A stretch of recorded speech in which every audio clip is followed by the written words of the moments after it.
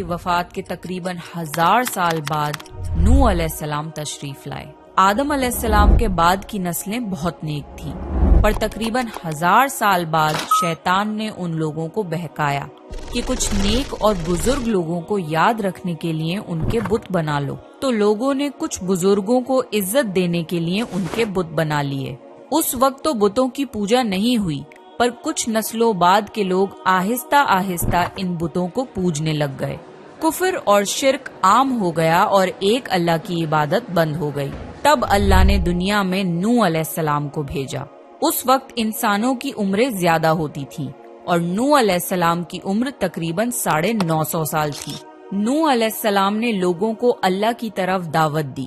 سورہ نوح میں اللہ فرماتا ہے، یقیناً ہم نے نوح کو ان کی قوم کی طرف بھیجا کہ اپنی قوم کو ڈراؤ اور خبردار کر دو، اس سے پہلے کہ ان کے پاس دردناک عذاب آئے۔ نوح علیہ السلام نے اپنی قوم سے فرمایا، اے میری قوم، میں تمہیں صاف صاف ڈرانے والا ہوں، تو تم اللہ کی عبادت کرو اور اس سے ڈرا کرو اور میرا کہنا مانو، تو وہ تمہارے گناہ بخش دے گا۔ نوح علیہ السلام تبلیغ کے سلسلے میں بہت محنت کرتے تھے، دن رات لوگوں کے گھروں اور اجتماعات میں جا کر انہیں دعوت دیتے تھے۔ نوح علیہ السلام لوگوں کو پرائیویٹلی اور پبلکلی سمجھاتے، یہاں تک کہ انہیں یہ کرتے کرتے 950 سال گزر گئے، پر صرف چند لوگوں کے سوا کوئی ایمان نہیں لایا۔ نوح علیہ السلام کی قوم ان کا مذاق بناتی تھی اور کہتی تھی کہ اگر تم سچے ہو تو جس عذاب کا تم ہم سے وعدہ کرتے ہو اس کو لے آؤ۔ نوح علیہ السلام کی قوم سال در سال برائی میں آگے بڑھتی گئی اور نوح علیہ السلام کو پریشان کرتی رہی، اور کوئی ایمان نہ لایا صرف کچھ لوگوں کو چھوڑ کر۔ پھر اللہ نے نوح علیہ السلام کی طرف وحی کی اور فرمایا، آپ کی قوم میں سے جو ایمان لا چکا ہے ان کے سوا اب کوئی ایمان نہیں لائے گا، پس آپ ان کے کاموں پر غمگین نہ ہوں۔ پھر جب اللہ نے وحی کر دی اور انہیں بتا دیا کہ اب کوئی ایمان نہیں لائے گا، تو وہ نا امید ہو گئے اور اپنی قوم کے لیے بد دعا کی کہ اے میرے پروردگار، تو کسی منکر کو روح زمین میں زندہ نہ چھوڑ اور مومن مرد اور عورتوں کو بخش دے۔ نوح علیہ السلام نے جب اللہ کو پکارا تو اللہ نے نوح علیہ السلام کو ایک بڑی کشتی بنانے کی وحی کی، لیکن نوح علیہ السلام نہیں جانتے تھے کہ وہ اتنی بڑی کشتی کیسے بنائیں، تو اللہ نے جبریل علیہ السلام کو ان کی مدد کے لیے بھیجا۔ نوح علیہ السلام ایک پہاڑ پہ رہتے تھے، ان کے آس پاس درخت نہیں تھے، نہ ہی پانی تھا۔ انہوں نے بہت سے درخت اگائے، پھر ان کو کاٹا اور پہاڑ پر بیٹھ کے کشتی تیار کرتے رہے۔ لوگ جب نوح علیہ السلام کو کشتی بناتے ہوئے دیکھتے تو ان کی جس پہ اللہ رحم کرے۔ باپ اور بیٹے کے درمیان یہ گفتگو جاری تھی کہ ایک طوفانی موج نے ان کے بیٹے کو غرق کر دیا۔ جب نوح علیہ السلام کے سامنے ان کا بیٹا غرق ہو گیا تو ان کی آنکھوں میں آنسو آ گئے اور وہ پکار اٹھے، اور تو نے مجھ سے وعدہ کیا تھا کہ میرے گھر والوں کو نجات عطا فرمائے گا، اور تو تمام حاکموں میں سے بہتر حاکم ہے، لہٰذا یہ ناممکن ہے کہ تیرا وعدہ پورا نہ ہو۔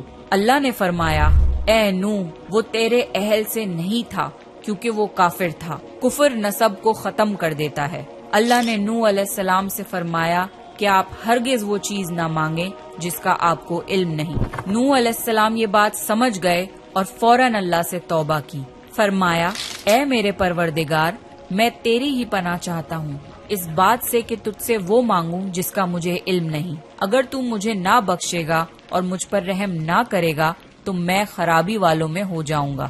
کشتی نوح علیہ السلام اور ان کے ساتھیوں اور سارے جانوروں کی نسل کو لیے پانی کی تیز لہروں پر بلندی سے چل رہی تھی، مگر زمین پر موجود ہر چیز، انسان، جانور، پرندے غرق ہو چکے تھے۔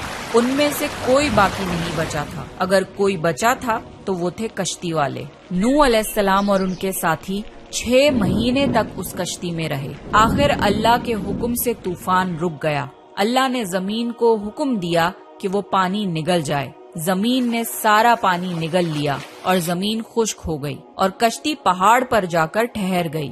اب انہیں حکم ہوا کہ سلامتی کے ساتھ کشتی سے اتر آئیے، آپ سب پر برکت نازل ہوگی اور ان نسلوں پر بھی جو آپ سے پیدا ہوں گی۔ پھر صرف نوح علیہ السلام سے آگے کی نسل شروع ہوئی اور زمین میں ان کی اولاد کے علاوہ کسی اور کی نسل باقی نہ رہی۔ सारे जानवरों की नस्लें भी यहीं से फिर से पैदा हुई। नूह अलैहिस्सलाम के 3 बेटे थे, साम, हाम और याफिज, जिनसे दुनिया की नस्ल आगे बढ़ी। साम की औलाद गंदुमी रंग की थी। अरब मुमालिक सीरिया, फिलिस्तीन और इजराइल के लोग साम की औलाद हैं। हाम की औलाद काली रंगत की थी। Africa, aboriginal Australia, India, Egypt और सूडान के लोग हाम की औलाद हैं। गोरी रंगत के लोग याफिज की औलाद हैं। चाइना, जापान, कोरिया और यूरोप के लोग याफिज की नस्ल हैं। नूह अलैहिस्सलाम का चौथा बेटा जो ईमान ना लाने की वजह से बर्बाद कर दिया गया था, उसका नाम केनान था और उससे कोई नस्ल आगे नहीं बढ़ी। कुरान में अल्लाह ने फरमाया, और हमें नूह ने पुकारा तो देख लो कि हम कैसी अच्छी दुआ कबूल करने वाले हैं। हमने उसे और उसके फरमा बरदारों को उस जबरदस्त मुसीबत से बचा लिया और उसकी औलाद हमने बाकी रहने वाली बना दी। तूफान के बाद नूह अलैहिस्सलाम 350 साल जिंदा रहे। फिर नूह अलैहिस्सलाम फौत हो गए। नूह अलैहिस्सलाम की कश्ती आज भी मौजूद है।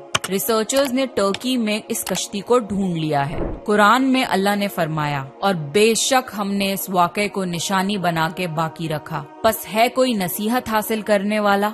लोग स्टोरीज को तो डिनाई कर सकते हैं, पर एविडेंसेस को डिनाई नहीं कर सकते। नूह